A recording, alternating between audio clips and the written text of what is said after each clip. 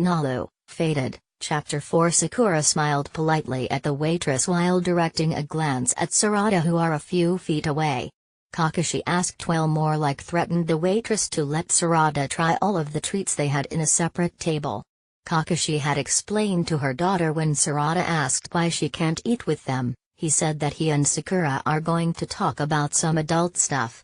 Although curious, Sarada, to Kakashi's surprise, didn't say anything and was being happily led to another table by some other waitress a few feet away from Kakashi and Sakura's position. They shared an awkward silence for a moment or two until Kakashi can't take it anymore and starts reaching for his back pocket containing his precious, "If you dare read that nasty book in front of me, I will not hesitate to end you." A venomous, very familiar voice said. "Ah, Sakura-chan, you wound me. I would never do that in front of you and darling Sarada-chan," he said with his masked grin, glad for the interruption, even though it's a threat to his life and possibly his Ika. He's still thankful. "What do you want?" she straightforwardly asked him when their order arrived. She could feel the awkward yet comfortable silence diminishing. "I need answers," he said, eyes narrowing and voice getting serious. Sakura knew what he wants, but she'll still try her best to stall. "What answers?"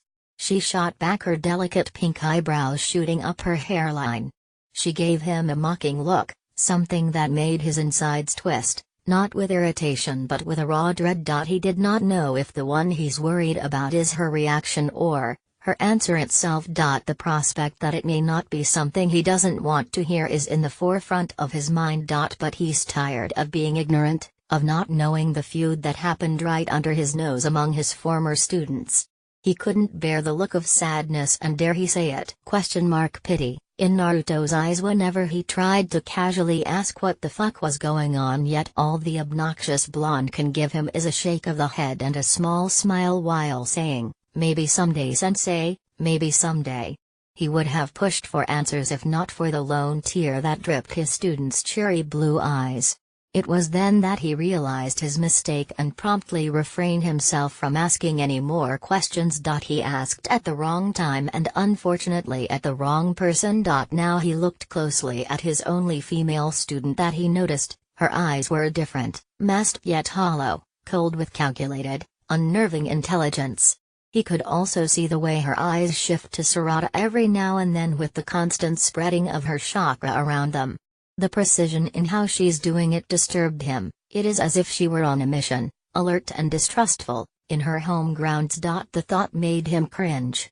What could have happened to her to act as such? In her own village nonetheless, the place where she was born and the place that she grew up. It made him sick, the fact that whatever happened to her must have been so horrible it kept her on edge. He decided not to broach the taboo topic yet. He'll get his answers later, but for now he needed to welcome his former student back, here in Konoha, her home, and where she belonged. "I just wanted to know what made you decide to go back. The last I heard you never wanted to ever step foot in this village again." It was an invitation, and by the look on her face she wasn't expecting that.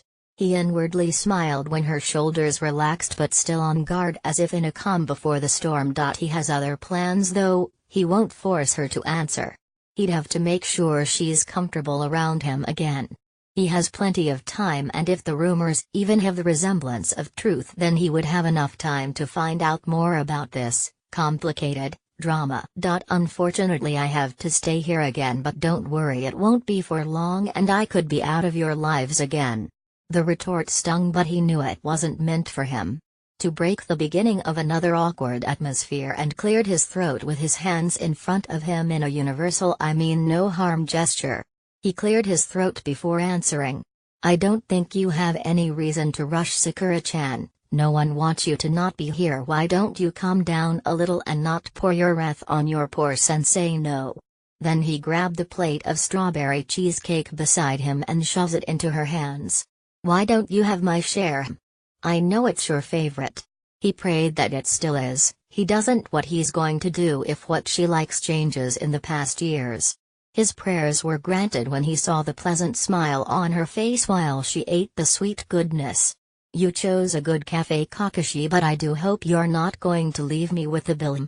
Because I could recall that you're the one who dragged us